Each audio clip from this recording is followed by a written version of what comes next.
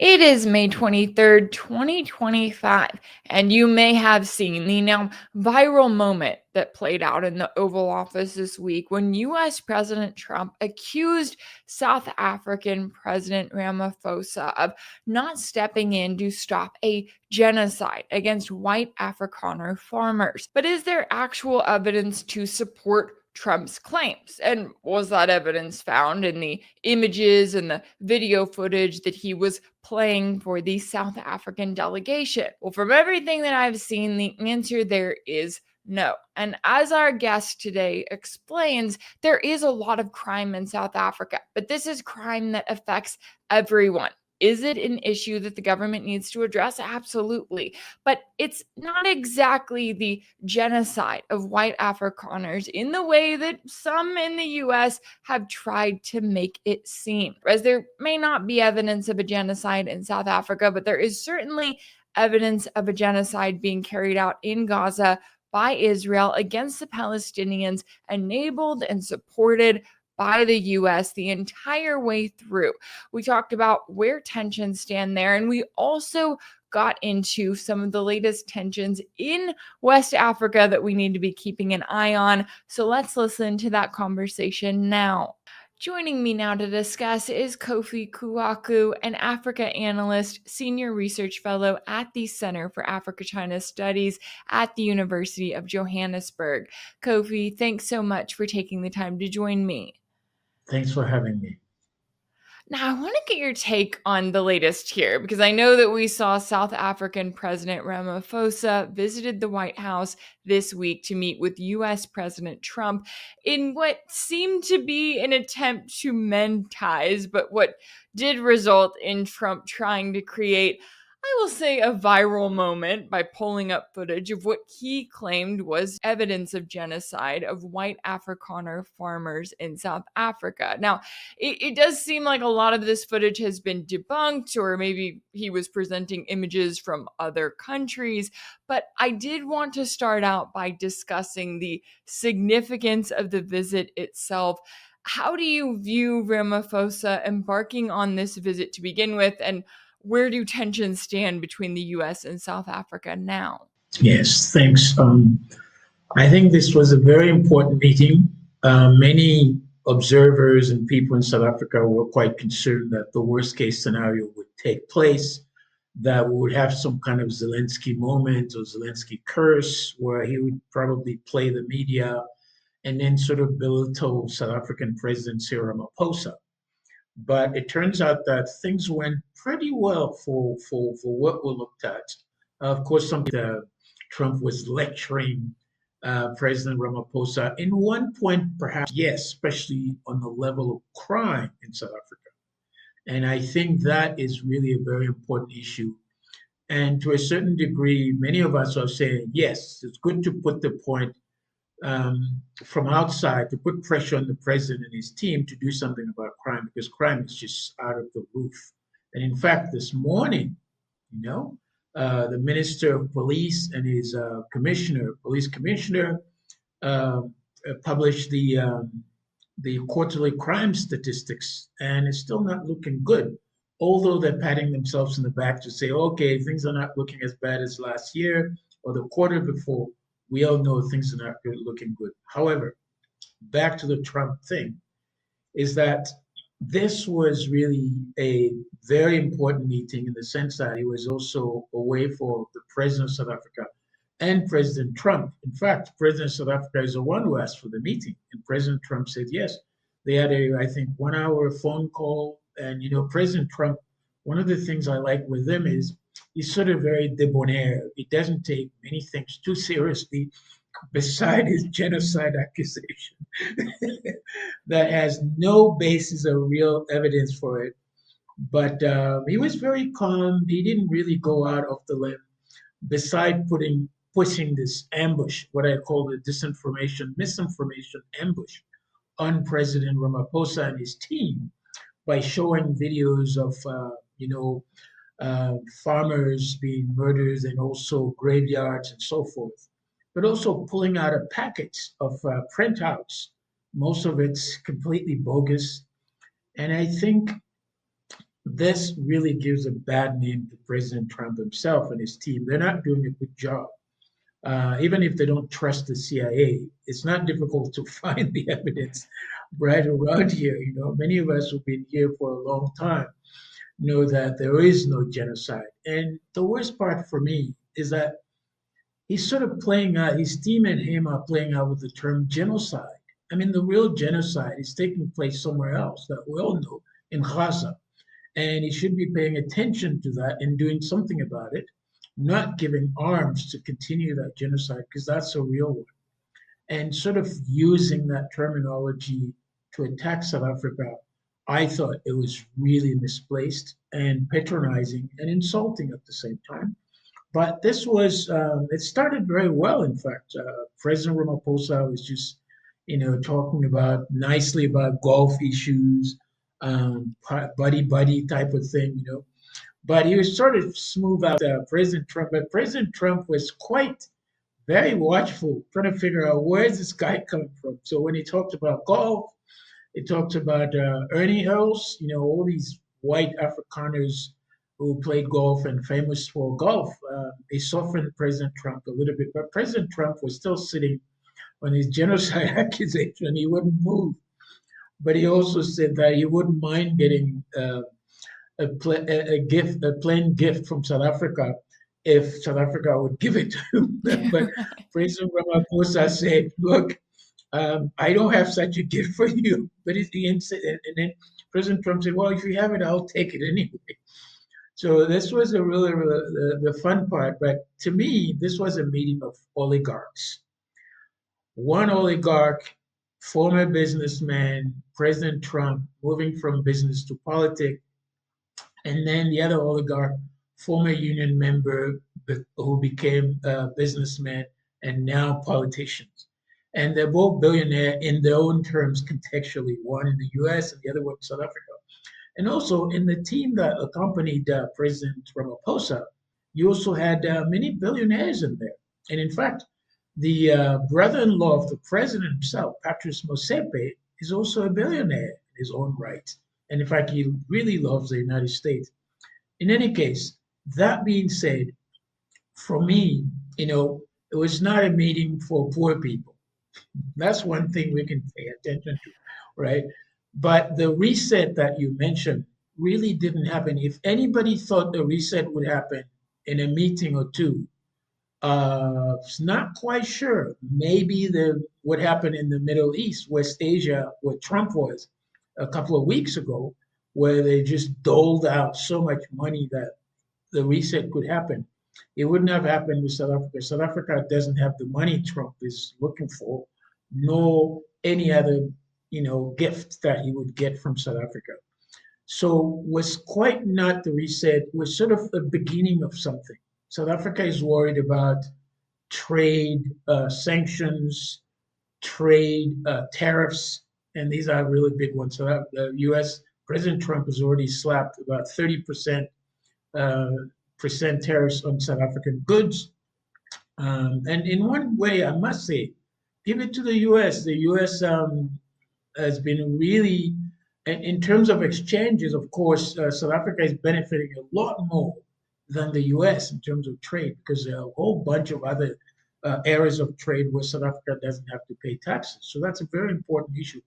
The African Growth and Opportunity Act, which is called known as AGOA, is something that's really worried for South African business, usually the elite who are benefiting from that. Poor people hardly benefit, although there's a bit of trickle down, of course. But if it were to be lost, South Africa will have to find different markets. And for goodness sake, people are saying, why in the world aren't you finding markets on your own in your own backyard on the African continent or finding new markets in Asia? But it's not easy. It's easy to say, but it's also not easy to make it to put into practice. Another key element beside trade and business and the economy is also the G20 summit coming up in November. And President Ramaphosa was very worried about it because with the past, since February, there have been a lot of slaps, and then very toxic talks coming from Marco Rubio, the Secretary of State, attacking South Africa, that South Africa is involved in some kind of DI, diversity, equity, you know, and all these inclusion stuff. That they don't think that the theme of the summit really aligns with what the priorities and interests of the U.S. are.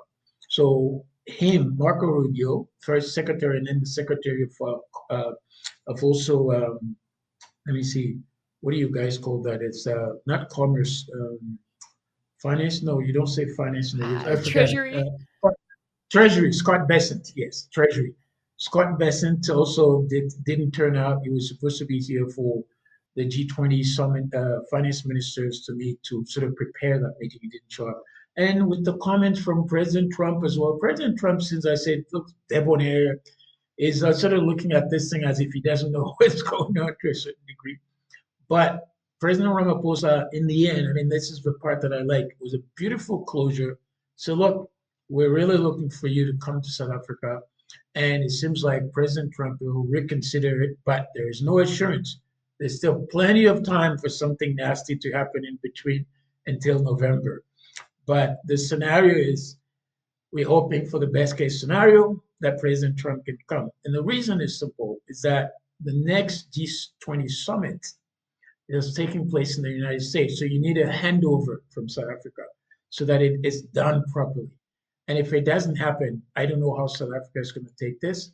But South Africa probably sees this as a sort of black dot on the summit if the US or President Trump doesn't attend. Yeah, that's really interesting. I did not even think of that aspect of it. And I appreciate the breakdown there because it was interesting to see. I know there were quite a few people online who wanted Ramaphosa to almost fight, right? Wanted him to have that Zelensky moment of getting in there and saying, you know what? No, Trump, this is how it is. Or you're the one who's supporting genocide and that sort of thing. And he didn't give him that. He was very respectful and just, kind of downplayed everything that Trump was saying. I do want to get into the allegations a little bit because these have been out there for a number of years now. I think they have been something that have been really kind of promoted in the US, maybe in some of the more Republican conservative circles, I will say. But when it came to the quote unquote evidence that Trump was presenting, one of the images that he showed was a screenshot from a Reuters video taken in the Democratic Republic of the Congo, in which the killing was carried out by M23 rebels. And then he was also showing footage of a burial site that was in South Africa, but it was misrepresented, right? It wasn't, I believe it was the farmer's parents that had been killed, but it wasn't quite what he was claiming that it was. I don't even know how much Trump really grasp of all of this or how much is being told to him and then he's then presenting it as, yes, this is genocide. But when it comes to these claims that have been around for a number of years, how do you see them and how do you see how they're being used politically against South Africa? Look, it is really important. As I said at the beginning, the crime level is quite high. As this morning, when the police minister and his high commissioner released those statistics, not that just people are happy that there have been a little bit of decrease, but people don't buy into these anymore. They want the crime to really taken care of. And I think, frankly and brutally, the government hasn't done a good job in dealing with crime. And it affects everybody right across the board, especially the majority of Black people, and especially women, Black women are being killed and so forth. But it is also true that farm murders have taken place since the 90s until today, or until last year.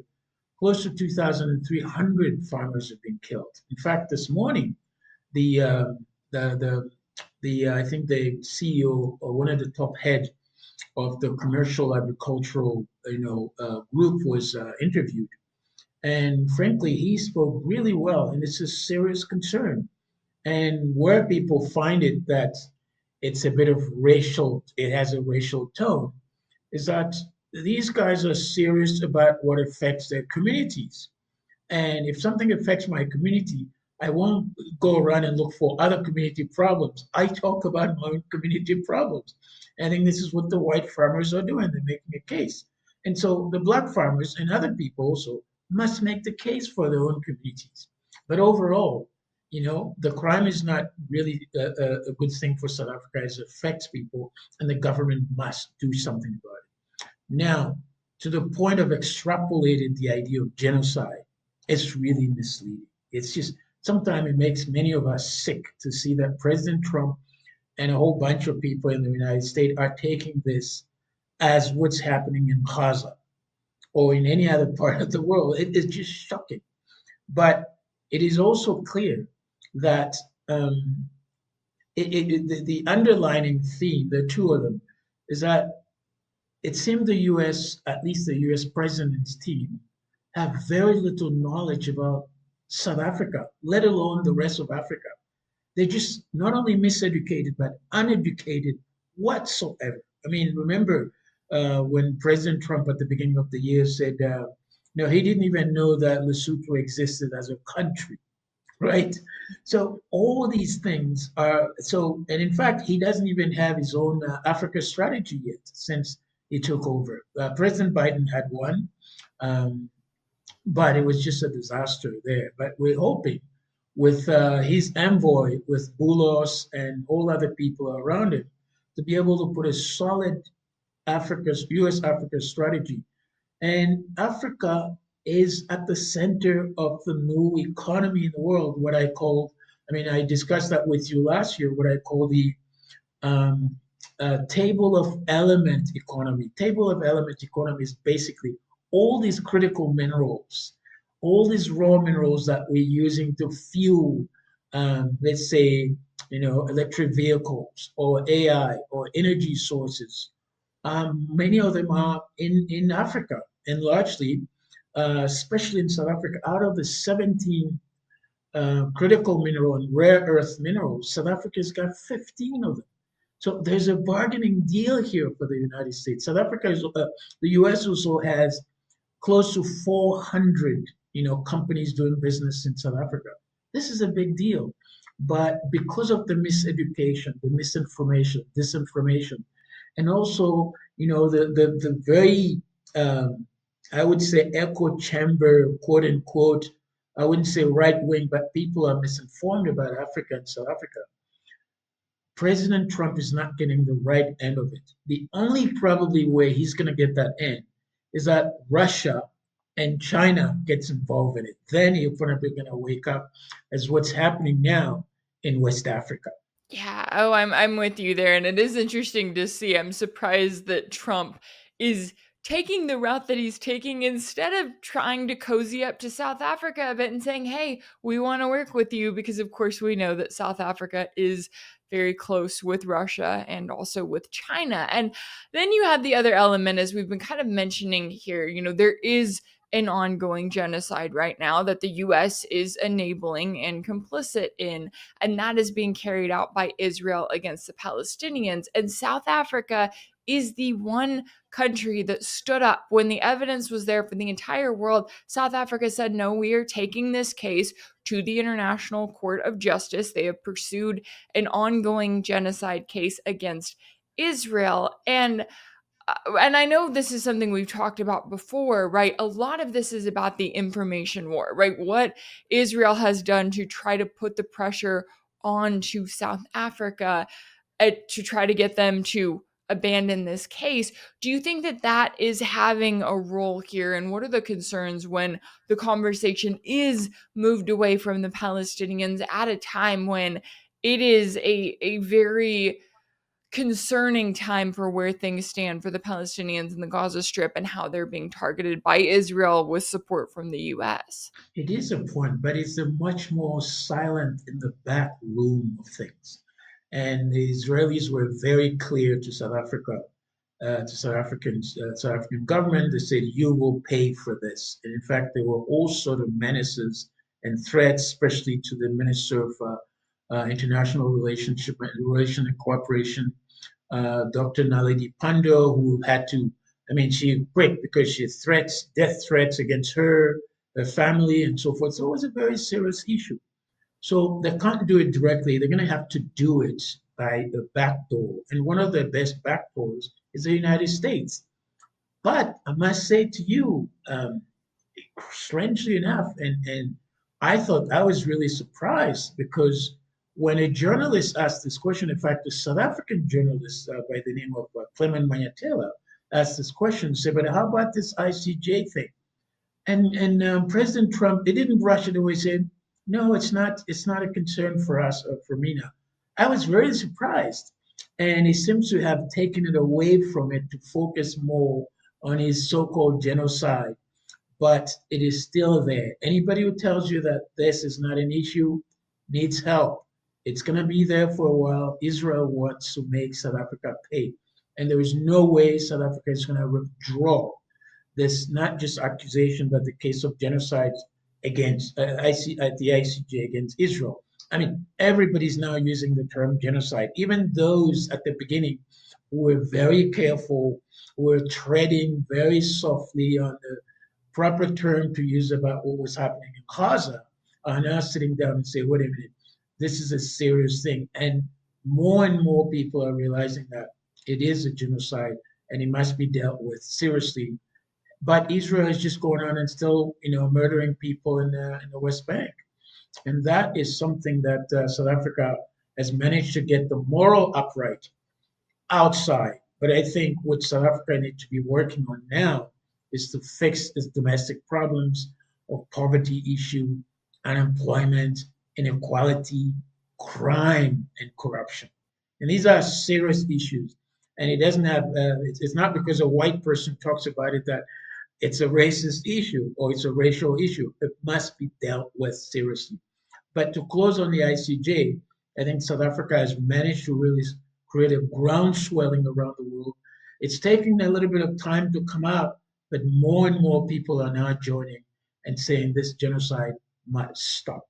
Yeah, and it's sad that it's had to get to this point, right? When we look at being nearly 20 months into this and the UN literally saying, hey, thousands of Palestinian children are at risk of imminent death, that all of a sudden people are looking around and going, hey, maybe this isn't just a war, maybe we should pay attention to it. But I guess they're getting there slowly but surely. Now, before I let you go, I do want to ask you about another region of the continent. And I know that we've talked in the past about tensions in West Africa, and you had specifically mentioned keep an eye on Cote d'Ivoire because that is the country where the Biden administration at the time, they wanted to create a new US military base there because the US had just gotten kicked out of Niger. Now, we don't quite know what the Trump administration is doing or what their goal is here, as you were noting, but there were reports of a coup attempt this week in Cote d'Ivoire that had turned out to be false. So, will you take us through the latest there and kind of what we should be keeping an eye on? Yeah, we must continue to keep an eye on because Cote d'Ivoire is sort of an outpost, almost the last outpost beside, let's say, Cameroon or Gabon. Cote d'Ivoire and Senegal is also being lost. The French have lost these places because they've mismanaged their post-colonial opportunities. They didn't develop these countries. They kept them into very difficult conditions. There's not even one of these countries that can be said developed today, or even in the middle high income level of countries. So the idea is that what's happening in those three countries, those three Sahelian countries we talked about, Mali, Burkina Faso, and Niger, and also Chad, is having now a wave effect right across West Africa. And I can tell you, not just by watching the videos on social media, by talking to some politicians and analysts, people want to see the situation in Ivory Coast dramatically change. They just don't want to see President Ouattara be there for a fourth illegal term because in the next 5 months, there's a presidential election.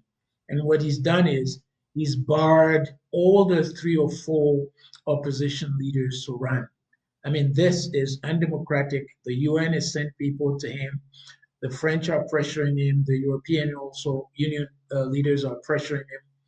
Strangely enough, we haven't heard anything from President Trump on this one. Yeah. But yes, but I can tell you one of the things President Trump is probably looking at, he's probably trying to look at he might get rid of General Michael Langley. And I don't think he likes him much. That's why he's not talking yet, because I remember having heard him make some kind of funny comment about Africa once. I can't find it, but I think he's waiting and he probably doesn't want to spend another amount of money to establish a military base in Cote d'Ivoire. What for? And I can tell you, he's going to say no ways.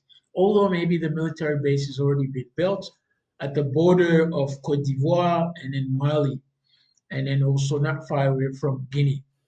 And the idea for that base is to sort of monitor what's going on in the Sahelian regions, Mali, Burkina Faso, and Niger. But people are not happy with that. They're saying we don't want military bases. We want something to be built, manufacturing, help the economy, help create jobs in Cote d'Ivoire. The unemployment rate in Cote d'Ivoire, although people tell us, I mean, they say it's about 5 to 7%. I don't buy it. Look, I'm originally from there, so I know what it is. Young people are just leaving the country and the region and then trekking up to Europe, going through the Sahara Desert, where many of them are dying, suffering, being held in camps in Libya as slaves, but also being put into concentration camps in Morocco. And these countries have to defend themselves as well. I mean, because they're sort of the stepping stone to Europe.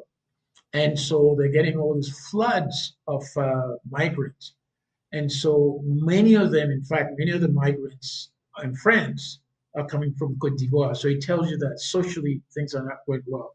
Although I must say, the economic growth has been really well put together, 7% at least for the past 10 years or so. This is really big, but it hasn't trickled down because inflation is also eating up on people's purchasing powers and so forth. But the most important thing is that the wave of protests to get rid of neocolonial France and then all the military bases from the United States and France and Europeans is really coming down to the south, the southern part to the coast. And so something's going to give. And that's the point we need to watch. The only thing all of us are sort of crossing our fingers about is that people don't die for it, but it's going to happen. Yeah, I know there's really a lot at stake there, and I appreciate you bringing that up and really raising awareness about it because it's something that is just not being talked about here in the West. And I hope to have you back on soon to talk more about it, especially as we continue to keep an eye on that region and also on South Africa and what's happening there. I really appreciate you taking the time to join me today to break down all of the latest here. Koffi Kouakou, an Africa analyst and a senior research fellow at the Center for Africa-China Studies at the University of Johannesburg. Thank you so much for your time and insight. You're welcome. If anything in this video resonated with you, be sure to like it, share it with your friends, leave a comment, and as always, don't forget to subscribe. And if you want to keep up with all of my work, make sure that you're subscribed to my page on Substack. That's rachelblevins.substack.com. That's where you'll find ad-free videos and new weekly episodes of my exclusive series for paid subscribers called Sanctioned. You can also check out Sanctioned over on my page on Patreon. That's patreon.com/RachelBlevins. As always, thank y'all so much for all of your support, and I'll see you next time.